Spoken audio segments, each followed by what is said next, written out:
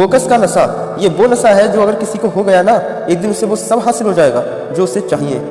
ठीक इस लड़के अरुण कुमार की तरह। दोस्तों, जब आप इस लड़के की कहानी सुनेंगे ना, तो आपके रोंगटे खड़े हो जाएंगे और आप ये भी सीख जाओगे कि फोकस कैसे किया जाता है। एक 14 साल का लड़का साइकिल की दुकान पर कभी चैन ठीक करता तो कभी पंचर ठीक करता। 2-2 रुपए कमाने के लिए घंटों भर उस साइकिल के गैराज पर काम करता। किसी एक को भी 1% उस लड़के के जीवन में इतना कुछ बदलेगा। जब कोई उस गैराज में अपनी साइकिल सही कराने आता तो कई दफा उस लड़के से बहुत बदतमीजी से पेश आया करता। उसको बच्चा समझकर कई लोग उसके पैसे भी काट लिया करते, जिस वजह से वो अपने मालिक की गालियां खाता, वो अलग से। लेकिन मजबूरी थी उसकी, वो 2 वक्त का उसका खाना, इसलिए उससे काम तो करना ही पड़ता। एक दिन की बात है, बहुत बड़ा अधिकारी उस साइड आया हुआ था। उस लड़के को कुछ पता नहीं था कि ये कौन है, क्यों आया है, किस काम से आया है। वो सिर्फ एक चीज पर बहुत अच्छे से गौर कर रहा था, इज्जत कर रहे थे। कोई उसके सामने बोल नहीं रहा था, बल्कि सब उससे सर सर करके बात कर रहे थे। उसकी माइंड में एक बात आई कि एक ये साहब है जिनके आने से सब ऐसे व्यवहार कर रहे हैं जैसे कि ये कोई राजा है, और दूसरी ओर मैं हूँ जो शांति से अपना काम करता हूँ, फिर भी बहुत से लोग मुझे गालियाँ देते हैं, उल्टा सीधा बोलते हैं। खैर, उस रात वो लड़का सो नहीं पाया। मैं यही सोचता रहा कि मेरे साथ ऐसा क्यों हो रहा है, क्या मैं उस आदमी की तरह बन सकता हूँ। अगले दिन वह अपने गैराज पहुंचता है। वह अपने मालिक से पूछता है कि मालिक, कल जो साहब आए थे, लोग उनको इतनी वो कौन थे। तभी उसका मालिक उससे कहता है कि तुझे क्या करना है। लेकिन उस लड़के के 2-3 बार पूछने पर उसके मालिक ने उसे बताया कि कल डीएम साहब आए थे स्कूल के उद्घाटन के लिए। तभी उस लड़के ने पूछा कि ये डीएम कैसे बनते हैं। उस गैराज का मालिक बोला, उसके लिए बहुत पढ़ना पड़ता है, उसके लिए बाज की नजर और ऋषि मुनियों जैसा फोकस चाहिए। और ये बात उस लड़के के दिमाग में छप जाती है। वो लड़का शाम को घर जाता है और आधी रात तक यही सोचता है कि इस जिंदगी से उस जिंदगी तक का सफर वह कैसे तय करेगा। तभी वो सो जाता है और वो अगले दिन से ही बचा कर अपने लिए किताब खरीदता है और किसी तरह अपनी पढ़ाई शुरू करता है। एक सरकारी स्कूल में एडमिशन लेकर वह पढ़ता है और रात को वह काम करता है। उसका लक्ष्य उसके दिमाग में छपा हुआ था, उसे डीएम बनना है, मतलब आईएएस बनना है, चाहे कुछ हो जाए। अब वह लड़का 21 साल का हो चुका था। पिछले 7 सालों में ऐसा एक भी दिन नहीं था इस दिन उसके दिमाग में आईएएस बनने का ख्याल ना आया हो। उसे बस जल्द से जल्द 21 साल का होना था, जिससे उसका ग्रेजुएशन कंप्लीट हो और एग्जाम में बैठने के लायक हो जाए। तभी एक को उसने इतने पैसे जुटा लिए थे कि अगले 6 से 8 महीने अगर वो काम ना भी करे तो उसका खर्चा चल जाएगा।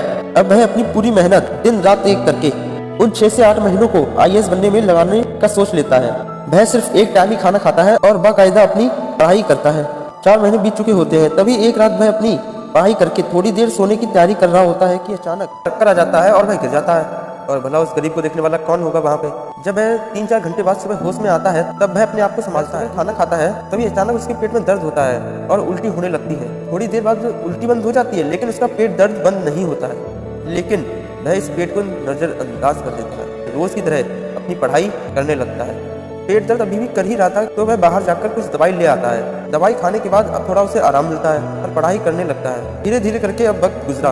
अब तो सिर्फ 1 महीना ही रह गया था एग्जाम को, जिसका इंतजार इस लड़के को पिछले 7 साल से था।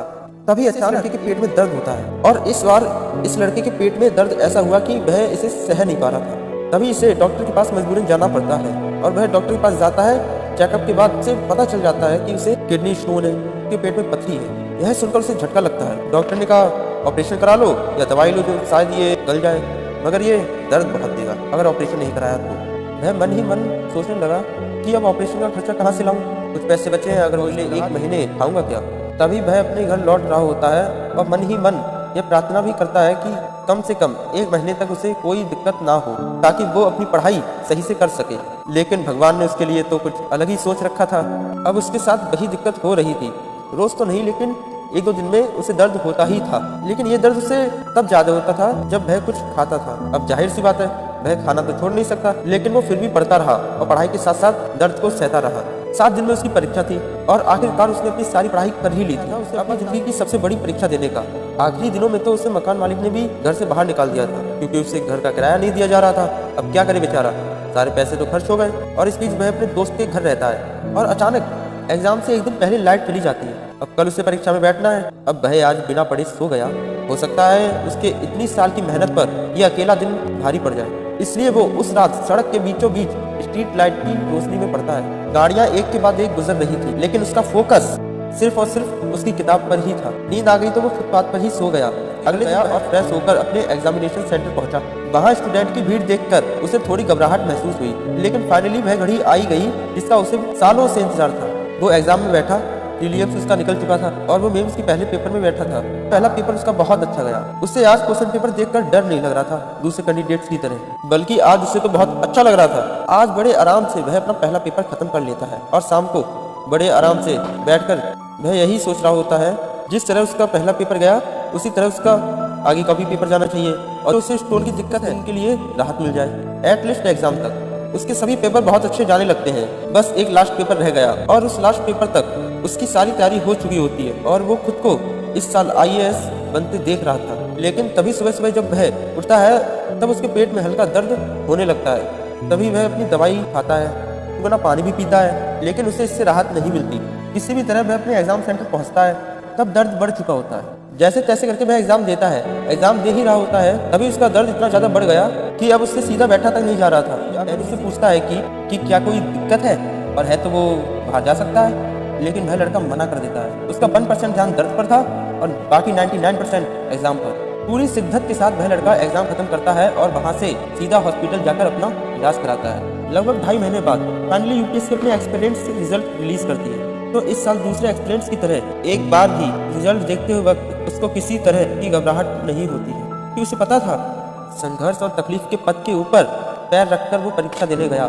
हाँ, आज उसका सपना भी सच हो गया और आज वह कोई मामूली इंसान नहीं, IAS officer mister Arun Kumar हो गया। उसे इंटरव्यू के लिए बुलाया। जब इंटरव्यूअर्स को उसकी कहानी का पता चलता है तो वो भी हैरान हो जाते हैं। बाकायदा किसी इंसान का फोकस इतना तगड़ा कैसे हो सकता है। उस बंदे को यूथ क्लब की तरफ से इंटरनेशनल फर्स्ट में बुलाया जाता है, जहां वो कहता है दर्द हो, तकलीफ हो या मौत आ जाए, फिर भी तुम्हारा ध्यान तुम्हारी मंजिल से ना हटे तो ब्रह्मांड खुद तुम्हें जिताता है। मैंने अपने संघर्ष के दिनों में कभी संघर्ष पर ध्यान ही नहीं दिया। मेरा ध्यान सिर्फ एक चीज पर होता था और वो थी मेरी किताबें। फोकस का नशा, किताबों के पन्नों से कभी ध्यान हटा ही नहीं। अगर उम्र की शक्ति नहीं होती शायद मैं 21 की उम्र से पहले ही UPSC निकाल लेता। दोस्तों, इस पूरी कहानी में अगर देखो उस लड़के का फोकस जो इतना तगड़ा था कि उसकी पथरी का पेन भी उसका फोकस नहीं तोड़ पाया। मकान मालिक ने घर से भगा दिया और सड़कों की गाड़ियों तक ने उसका ध्यान नहीं तोड़ा। उसको फोकस का नशा लग गया था। जब ये नशा किसी को लगता है ना तो ये चट्टानों को भी अपने सामने झुकाने की ताकत रखता है। दोस्तों, उसके पास तो कुछ नहीं था, न घर, न परिवार, न सुविधाएं, लेकिन फिर भी उसका ध्यान उसके लक्ष्य से हटा नहीं, टूटा नहीं। आपके पास तो बहुत कुछ है। ध्यान इतना तगड़ा होना चाहिए कि सामने भवंडर की लहर भी निकल जाए, लेकिन जिस चीज पर भी ध्यान होना उससे हटना नहीं चाहिए। अगर ऐसा फोकस का नशा आपको भी चढ़ा फिर किसी का बाप भी आपको कामयाब होने से नहीं रोक सकता। दोस्तों, अगर वीडियो अच्छा लगा तो इसे एक लाइक करना और दोस्तों को शेयर करना। जय हिंद, जय भारत, जय श्री कृष्ण।